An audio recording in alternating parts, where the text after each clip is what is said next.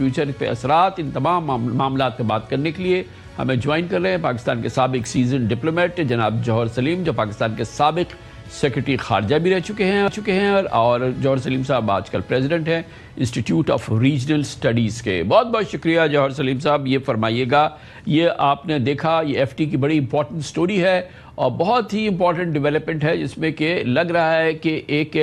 Behind the scene development ہے، سعودی Arabia lead کر رہا ہے، دوسرے عرب الائز ان کے ساتھ ہیں، کہ ایک معاہدے پہ کام ہو رہا ہے، نان ایگریشن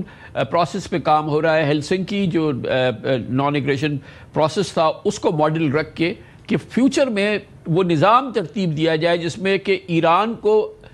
خلیجی ملکوں کی ریاستوں سے کوئی خطرہ نہ ہو اور خلیجی ریاستوں کو ایران سے کوئی خطرہ نہ ہو، اور وہ کیفیت اب کبھی نہ پیدا ہو جو ہم نے حالیہ 3 مہینوں میں دیکھی۔ کتنا ورکبل ہے یہ سلوشن؟ جی آپ نے بہت خوبصورت انداز میں سارا احاطہ کیا۔ میں سمجھتا ہوں بالکل اس وقت دیکھیں جو سچویشن ہے گلف میں اس وقت، تو اس میں ضروری ہے کہ دیکھیں ان کا بنیادی آرکیٹیکچر تو ٹھیک ہے، امریکہ کے ساتھ لنکڈ ہے گلف سٹیٹس کا،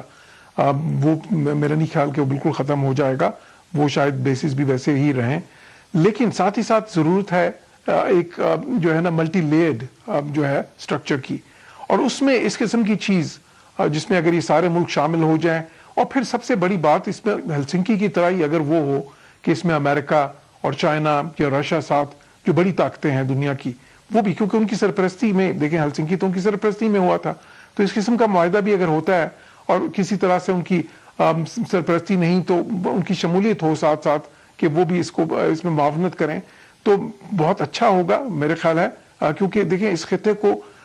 جو جتنی ضرورت ہے اس وقت، اور اس میں ایک بڑی انٹرسٹنگ چیز ہے، پریزیڈنٹ شی جن پنگ نے ابھی اپنے جو 4 پوائنٹس دیے تھے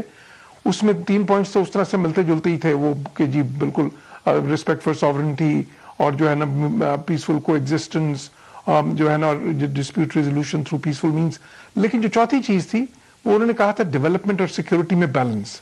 تو وہ کیوں کہا تھا؟ وہ یہ تھا کہ اس خطے میں دیکھیں ڈیولپمنٹ تو بہت زیادہ ہوئی ہے، کئی ملک بہت زیادہ ڈیولپ بڑی تیزی سے کر گئے ہیں،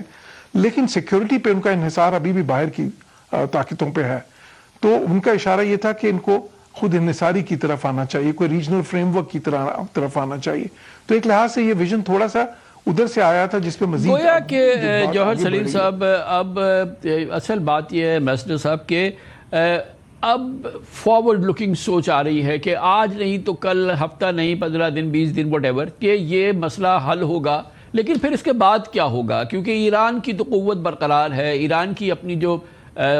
استطاعت ہے وہ بڑی حد تک برقرار ہے، خود امریکہ اس کا اعتراف کر رہا ہے، تو پھر اس کے بعد وہی جو ایک تھریٹننگ پوسچرز ہیں یا جو ایک پرسیو تھریٹس ہیں وہ ڈائلیوٹ ہونے ہیں، تو اب اس طرف نگاہ جاری ہے اور اس معاملے میں جو ہے وہ ڈیولپمنٹ ہو رہی ہے، اور اس میں پھر پاکستان کو بھی بڑا ایک اہم کردار نظر آ رہا ہے پاکستان کا، کیونکہ جو نئے فریم ورکس بن رہے ہیں، جو نئے الائنسز بن رہے ہیں، جو کہ مثال کے طور پر پاکستان، سعودی عربیہ،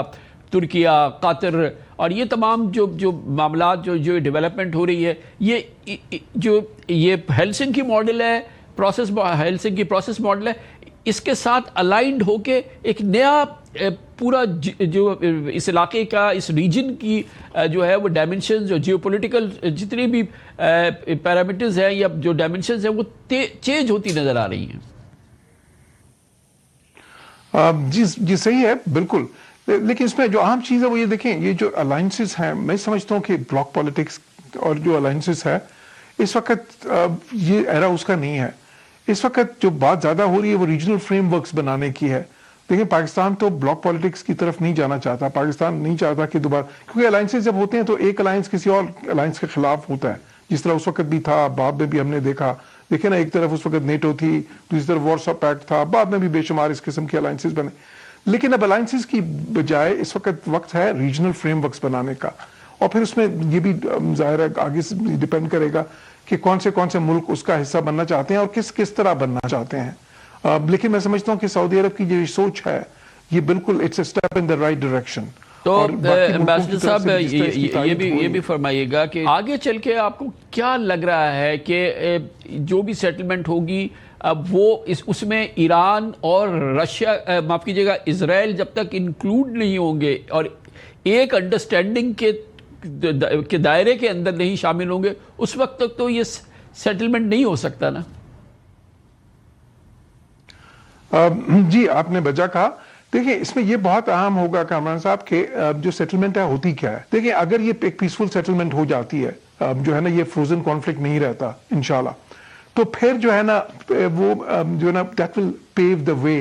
ایک ریجنل فریم ورک بننے کے لیے. اس ریجنل فریم ورک میں ایران تو بالکل آئے گا لیکن جس طرح آپ نے کہا دیکھیں اسرائیل بھی جو اس جنگ کا ایک بہت بڑا فریق تو ہے بلکہ شروع ہی انہوں نے کروائی ہے اور مذاکرات میں بھی امریکہ نے ان کی ریڈ لائنز بھی دیکھنی ہے. تو اب اسرائیل کو اسرائیل اگر اس فریم ورک میں ڈائریکٹلی نہیں بھی آتا تو پھر امریکہ کے توسط سے آئے گا.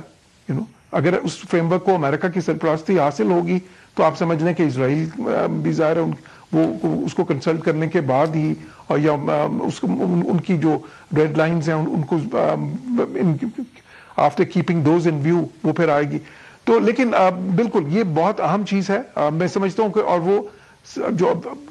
صحیح راستہ بھی وہی ہے. تھینک یو سو مچ. بہت بہت شکریہ. ایمبیسڈر ندیم صاحب ہمارے ساتھ تھے, پریزیڈنٹ تھے institute of regional studies. Commercial break, اس کے بعد بجٹ امپورٹنٹ ہے, اکانومی امپورٹنٹ ہے, بہت ہی زیادہ امپورٹنٹ ہے. بجٹ میں حکومت کے پاس دینے کو کیا ہے مگر ڈیمانڈز بہت زیادہ ہے. کیپیسٹی کیا ہے, روزگار کیسے بڑھے گا, گروتھ کیسے آئے گی, یہ بہت ہی امپورٹنٹ مسئلہ ہے. ظاہر ہے کہ یہ جنگ بہت بڑا مسئلہ ہے لیکن آج اس پر ہم تفصیل سے بات کریں گے چھوٹے سے وقفے کے بعد.